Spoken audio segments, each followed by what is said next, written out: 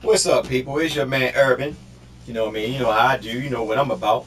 I'm about them Lakers, and I'm coming for you. Share some information with my Laker fans, my Laker heads, those who love the Lakers and want to get some news, some updates, and also get a discussion going. Basically what you think. So this channel is just for you, my Laker heads. So we can talk, discuss. And I will be in the comment section talking because I love to talk, especially the comment section. I mean, I can go days and days. My man Dizzle, he'll tell you that. I love to talk. But anyway, shout out to my man Eddie Starr and also to my man Mike from Lakers Talk. Look those guys up if you haven't already. They put out some good information, good vids and stuff like that. Especially for the Laker head, they always want to be up to date on what's going on. Now, my situation today is this: do we go after DeMarcus DeRozan and do we give him a max contract? Me personally, and remember, this is just my opinion. Opinions are like buttholes. We all have them. So don't be upset. It's just basic discussion on what you guys think. Me personally, I think that we shouldn't go after DeRozan. And if we do, and if the Lakers decide to grab him, because, I am not the front office, but, they make those decisions. If they decide to grab him, I don't think that they should offer him 20, 25 mil. He's not worth it. Me personally, when you throwing money out like that, and you saying max contracts, these are to people who we consider superstars. Now, going to Toronto right now, me personally, Kyle Lowry is actually the superstar on that team. If you look at the playoff, I think DeRozan probably had 2 or 3 good games throughout the playoff series. Kyle Lowry is the one that been carrying him. When he fouled out against Miami, when he got fouled against Miami, you see what happened. I think DeRozan, he's like Scottie Pippen, where Michael Jordan, but the only difference is Scottie Pippen, it was a superstar. Now, my thing is this, and I'm gonna share something with you, and I'm gonna go with stats real quick.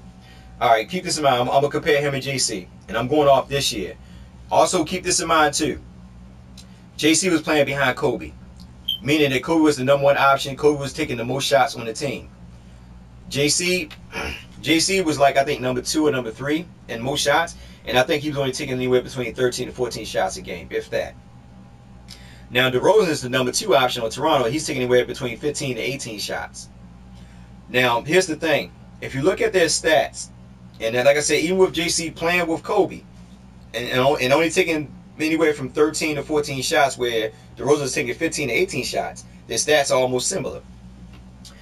All right, JC, he's 23 years old, and DeRozan is 26 years old. JC grew up 2 inches to DeRozan. DeRozan 6'7", JC 6'5". JC also gives up 26 extra pounds to DeRozan. I think that when the summer come, I think the summer's about the summer about to come now. So I think that JC, if he get in there and start hitting the weights, he can basically pick up 10, 15 pounds.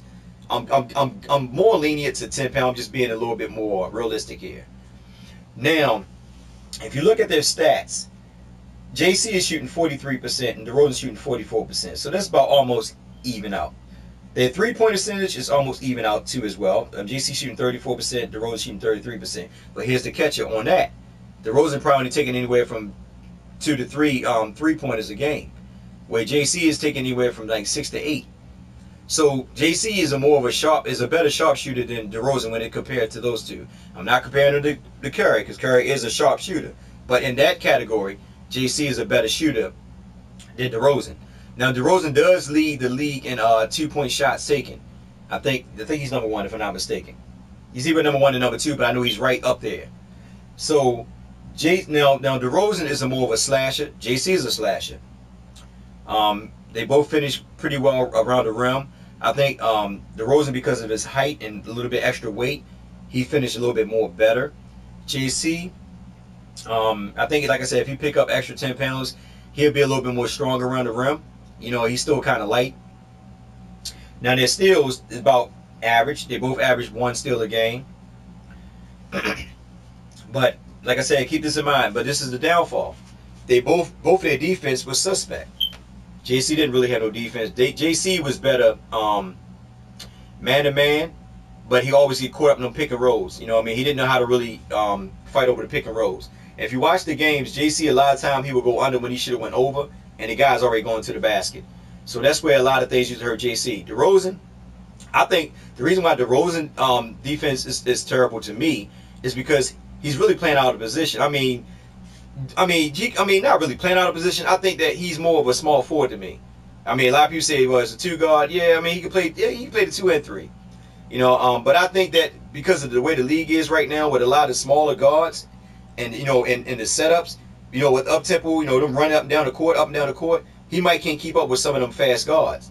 Now with a small forward position, depending on the matchup, because I know if it's KD, you can hang that up. KD's going to be KD. He got he's 6'10" and he got a long length. But I think that DeRozan, like I said, both of their defense is suspect. So you're getting the same player from DeRozan you're getting out of JC. I'm just being real. I mean, if you look at the stats, you're getting the same player. But here's the thing, but for lesser value.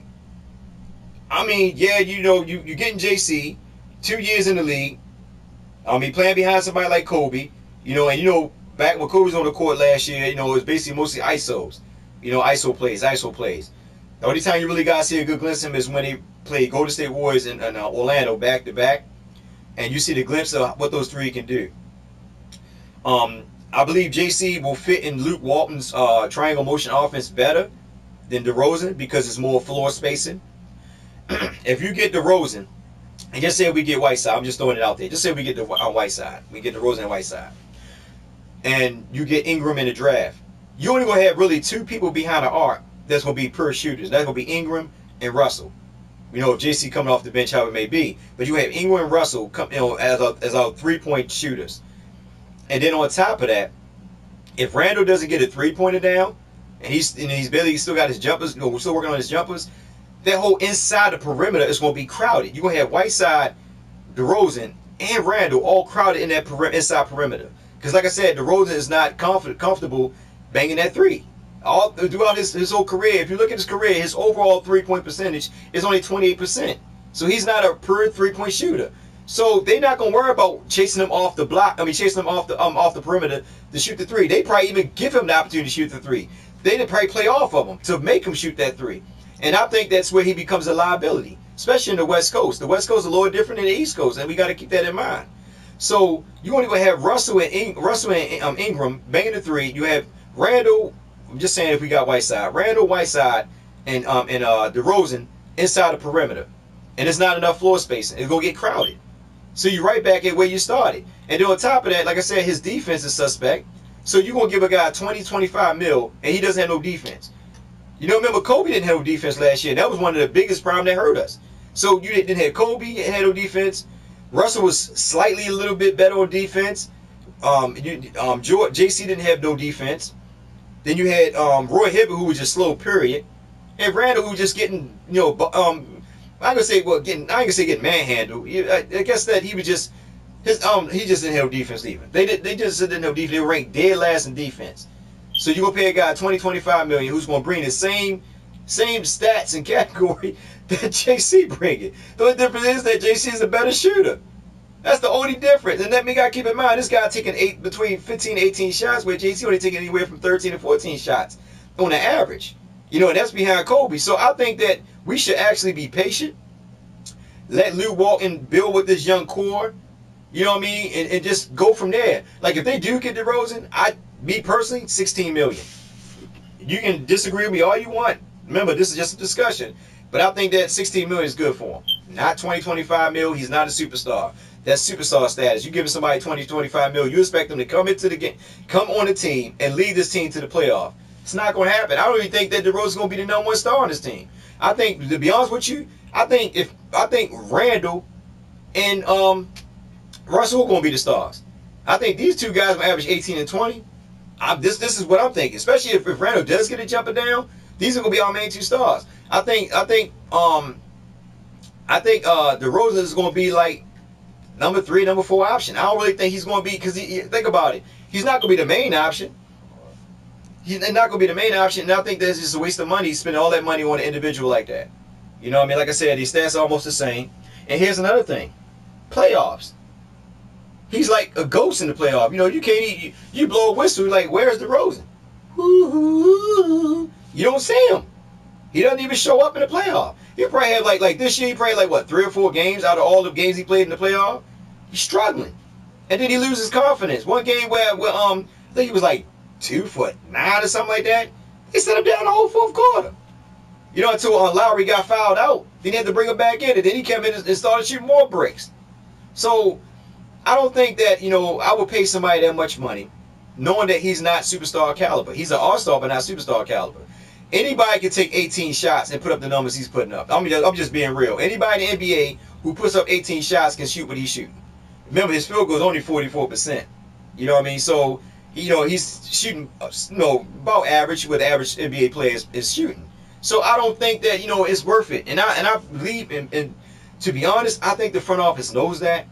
Like, I think their main priority is Whiteside. I mean, this is what I'm thinking. I don't think DeRozan is going to be the main priority. Because we got Ingram. You know what I mean? Well, I'm not saying we got him because Philly might do one of the things that we did to them last year, where everybody thought that we were going to get Okafor and we slapped Philly in the face and got Russell. So they might do the same thing to us. Ingram does fit our squad much better. You know what I mean? And it doesn't matter who we get, but I think that they know that. Philly might know that, and they might just do the switcheroo on us. Say, you know what? We'll take Ingram, and y'all go ahead and deal with Simmons. You never know. But anyway, that's a different story for a different topic. But like I said, at the end of the day, you're getting the same player out of DeRozan you get from JC, and you're getting it for less of money value. And I just think that it'd be kind of crazy for us to go spend $20-25 million on an individual who, number one, does not have no defense, cannot shoot the three, so there's not going to be a lot of floor spacing. He's a slasher, same as JC is. And like I said, at the end of the day, with Luke Wall triangle offense, most of the offense is based on shooting the three, getting players open to bang the three, because if they live and die on it. If he's going to bring, like you said, he's bringing that same offense from the Warriors over to LA. I think JC will fit that offense much better than DeRozan.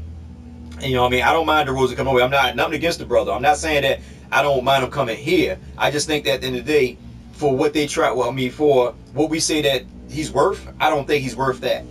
Now for Toronto, he might be because he's the number 2 option. But for us, nah.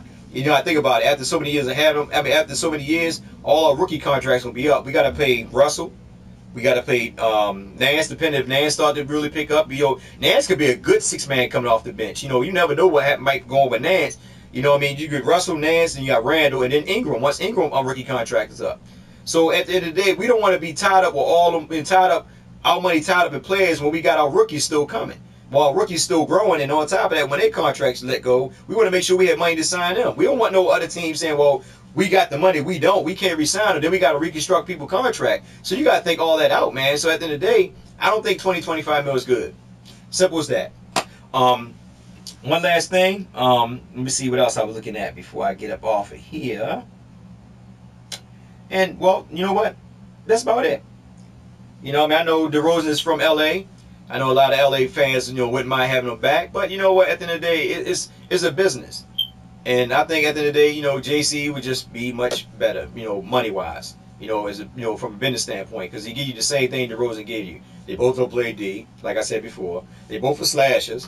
The only difference is JC can bang the three. So, and he's still young. His ceiling is still high. You know what I mean? And he might learn a lot under Luke's new system. Same thing with Russ and all of them. And I think that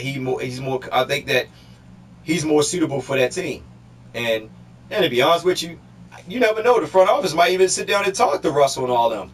How you feel about this individual coming to the team? Let's be real. They might give Russell and Randall them opportunity to, that have a little say-so in what the Lakers front office decide to do. If it's going to kill the chemistry of the players. But, like I said today, nothing against DeRozan. And also one thing real quick, I'm going to let y'all go. I know a lot of people say that JC should come off the bench. Hey, if you come off the bench, I don't really care if you start or come off the bench. I don't want to see the brother go. Because I think the brother got some mad game. We be sleeping on the brother, but the brother got game. Let's be real. We're going to see a lot now that Kobe is gone. So with that being said, I love you guys. Get in the comment section. Let's hit it up. Let's talk. Let's make these discussions. Reach out. I'm going to reach back out to you. I'm on Twitter. My Twitter handle, just look on my page. You can get my Twitter account. Hit me up on Twitter. We can talk trash, whatever. I'm a funny dude. With that being said, let's go LA, baby. Let's go this year, baby. Let's get pumped. Ow, my throat.